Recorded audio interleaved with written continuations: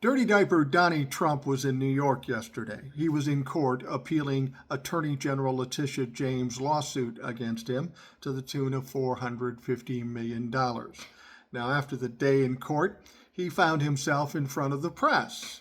You know how Donnie loves attention, and no publicity is bad publicity.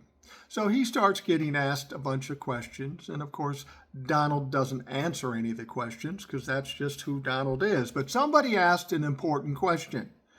Mr. Trump, are you going to rescind or pull back your endorsement of Mark Robinson? Now, Mark Robinson is the lieutenant governor of North Carolina. He's running for the governor's job. He's the one that said he was a black Nazi, that he was a perv, that he believed in slavery. This is an absolute dirtball, and they wonder if now Donnie has changed his mind and going to pull the endorsement.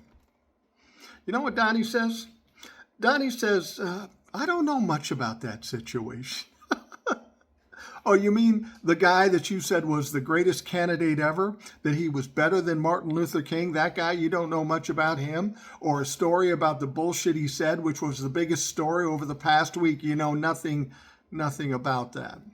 This is what Donald Trump does, and he thinks it works. This is the very same thing he did with COVID. He knew COVID would be a problem for the upcoming election in 2020, so instead of doing something about it, he just said, it doesn't exist.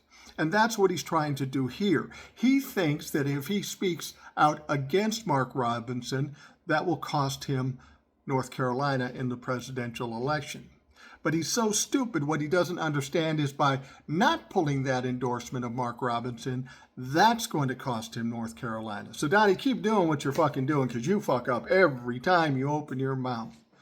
Donnie is a coward. He's not very bright, and he's going to lose big, especially in North Carolina.